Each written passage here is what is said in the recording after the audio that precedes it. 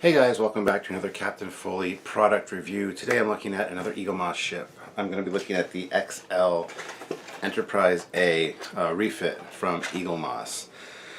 They recently had occasion to send me one, and I wanted to take a look at it for you guys and give you my thoughts on it. Now guys, down in the link below in the description there is a link to the Eaglemoss page. Click that and head over there. You can check out all these things that I review, plus all the other great stuff they have. They got some fantastic stuff. And if you place an order of $60 or more, you can get 10% off by using the code Trekyards, Trekyards, all one word, in the discount code box. If you use Trekyards, you get 10% off, like I said, of any orders of $60 or more.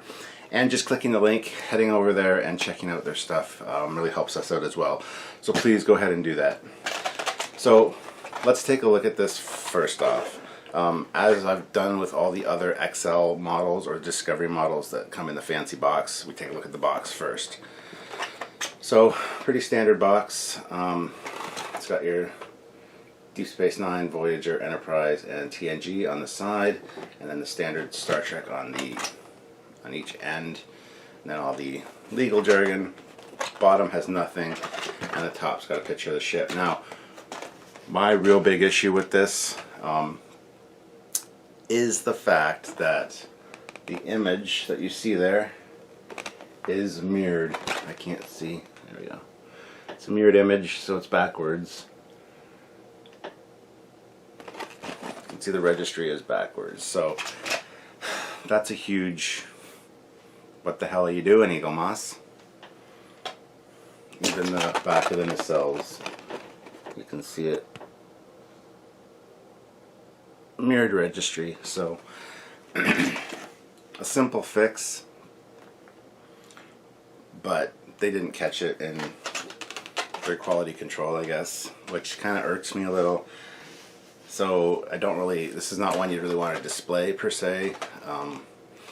Just because of that error, if that bugs you. I don't know, man, I don't know. So we open her up. That's the standard packaging. You got the styrofoam in there. Pull that out, and there she sits. Really nice. Now, this is a pretty fantastic model, if I do say so myself. There are a few issues with it, but we will get into those in a moment. But yeah, overall, a great model of the Enterprise. I couldn't tell you the scale. It is pretty big. It's got a pretty good weight to it. You can see the deflector there. The pennant doesn't look quite right. It's a little dark. And the nacelles are, they do light up. You hold them up to the light and they are clear. You can see through them. They glow blue. So, and there's a big registry number at the back. Now, let's go through everything that's wrong with this model, because overall it's a fantastic model. Like I said, great weight, the nice Aztecing, just some really fantastic details for sure. But there are some errors with it. And even though Eaglemoss sponsors our show, and you know we have our partnership with them, if I'm reviewing something, I'm going to point out what's wrong with it. First of all, the box is wrong. Secondly, the nacelle registry numbers are a little bit too big.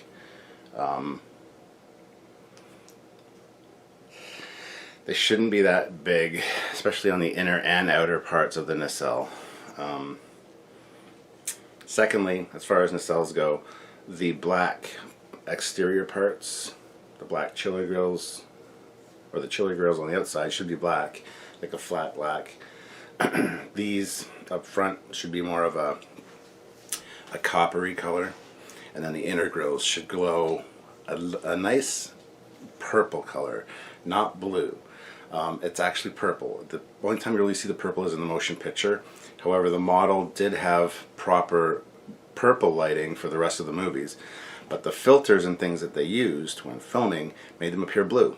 So don't be fooled, they're not blue inner grills, they are purple. And when I light my 350 refit model, I've got a nice paint color with like aluminum flecks in it, a purple, that I painted my inner grills, which will look kind of black when they're off, but when they light up, there's like a UV light behind them, so they'll pop purple instead of blue, which is the way they should. Next up is the pennant. It's a little off-putting. It's a little bit dark, and not quite right. It's a little too big for that pinstriping. It should be smaller and way less noticeable than that. There are some fit issues back here with the secondary hull in the bottom there. It's a little bit loose and can be pushed up.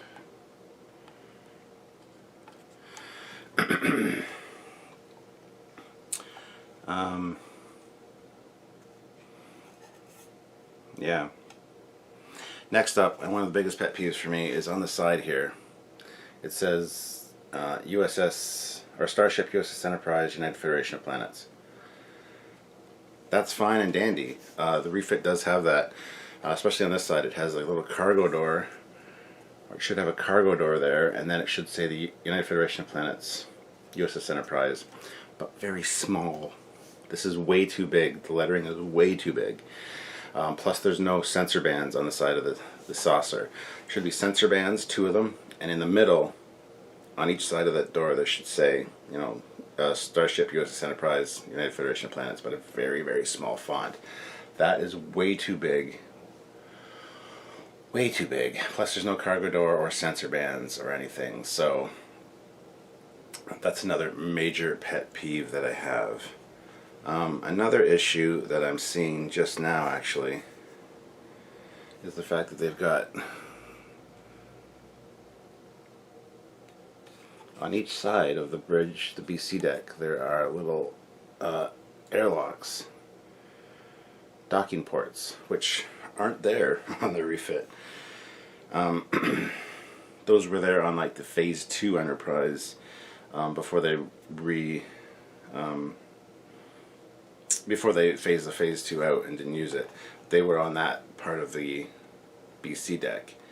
It still, of course, has the one that that Spock docks at right there at the back. That's fine. Also, the phaser ball turrets and the RCS thrusters are supposed to be a yellow color. They're not. They're gray.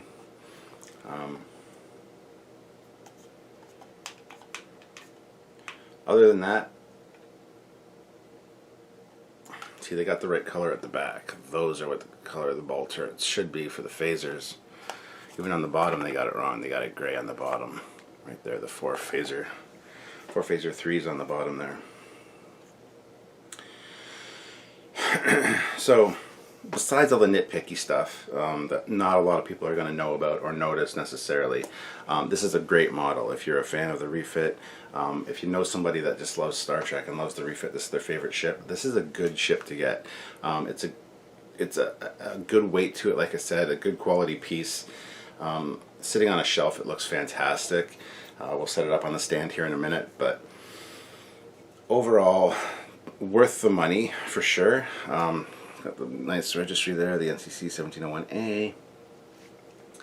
It's worth getting, especially if, you know, it's not somebody that's going to nitpick the crap out of it, like somebody like I would that just knows everything about the ship. And those things that I did point out, they are very minor things. You'll see the docking parts here on the side, actually. There's one there with the red ring around it, and one at on the torpedo neck section. Those are what size they should be and highlighted like they should be, but these ones up here do not belong there.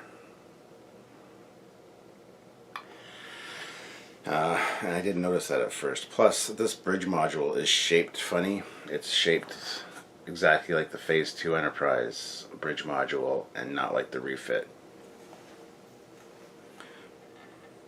Just subtle little change. But yeah, other than that, fantastic model. So I highly recommend picking one up. The XL models are really cool. I've got a few of them now. I'm going to be doing reviews of all of them, but I'd like to thank Eaglemoss for sending this my way. And again, guys, if I can send you guys Eaglemoss way, please go check it out. Click the link below and check out the site. Lots of cool stuff, and you can order stuff individually.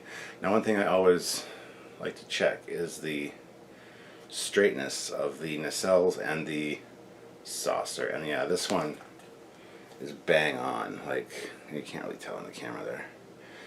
Sometimes the saucers have a bit of a tilt to them or whatever. The nacelles are almost right. This one here closest to me is a little bit low, but they line up perfectly with the saucer, and they're nice and straight, and that's what I like to see. I'm a big fan of straight nacelles.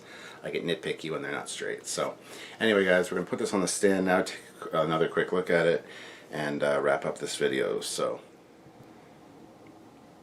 here we have it on the stand, guys. It looks pretty good. As with most Eaglemoss, it's just slotted onto the back of the saucer there on the stand. Beautiful ship. Beautiful model. A lot of detail and attention was put into this. Like I said, there are a few nitpicky things, but if you're a fan of the refit or know someone that is, by all means consider picking this one up from Eaglemoss. This is one of their better models for sure. I don't have many of the XL ones, but there are more on the way. So as far as XL goes, this is a nice size. Like I said, it's hefty, and definitely worth checking out. Now, this the way the stand is, it would be good sitting in a lot of places on an eye level shelf. Up higher, it'll look good, especially sitting on a table down lower. It's kind of the view I prefer, but that's the way I am with most of these displays. So, but yeah, definitely worth checking out. And like I said, guys, click the link down below to check out this ship and many other Eaglemoss ships from them, and use the code Trekyards to save some money. And yeah, I look forward to doing another product review with you guys soon. Another Eaglemoss ship. Let's just put the box behind it there. Do a nice. So there you have it, guys. Captain Foley's look at the XL Refit Enterprise NCC 1701A. And hopefully you guys enjoyed it. Check out my other Eaglemoss reviews for sure. Also, don't forget to check out other Captain Foley reviews. I do a lot of product reviews and things, and some great stuff. Plus, join my other channel, my private Captain Foley channel, for extra bonus goodies, bloopers, alternate takes, things like that. And, like I said, don't forget to click the link down below to visit Eaglemoss. Check out these fine ships for yourself, and use product code or discount code Trekyards to save some money. Until next time, guys, I'm Captain Foley. Bye-bye.